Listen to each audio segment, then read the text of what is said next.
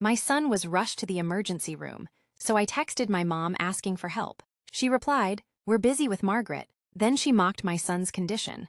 I quietly stopped paying every bill I'd been covering for them, and they finally realized how much they had taken me for granted. Hello everyone, my name is Sarah Collins. I'm 35 years old, and the day I finally stopped holding my family together began in the back of an ambulance. My 7-year-old son, Ethan, lay on the stretcher beside me. His tiny hand gripped mine so tightly, his knuckles had turned white. "Mom," his voice trembled.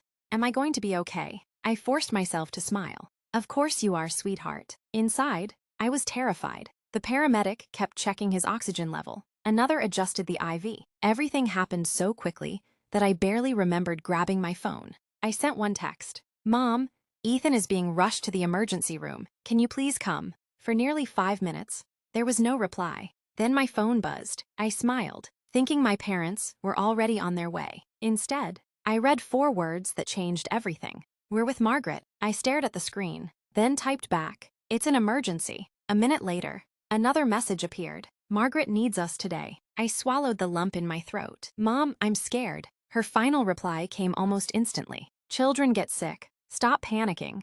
Ethan has always been too dramatic anyway." I slowly locked my phone, then turned all my attention back to my little boy. 3 weeks later, my parents called in complete panic because their mortgage payment had bounced. Their car loan hadn't been paid. Their insurance had lapsed. And suddenly, they wanted to know what had happened. Looking back, the answer had been years in the making. I was 26 when Ethan was born. His father left before his first birthday. There were no dramatic custody battles, no long courtroom arguments. He simply disappeared. For a while, it was just Ethan and me. I worked as a payroll manager for a manufacturing company. The pay wasn't extraordinary, but it was stable. Every promotion, every bonus, every raise went toward building a secure life for my son. Meanwhile, my younger sister, Margaret, never seemed to stay in one place. One month, she'd start a boutique. The next, a photography business, then an online clothing store. Every new idea came with excitement. And eventually, debt. Mom and Dad rescued her every single time. Eventually,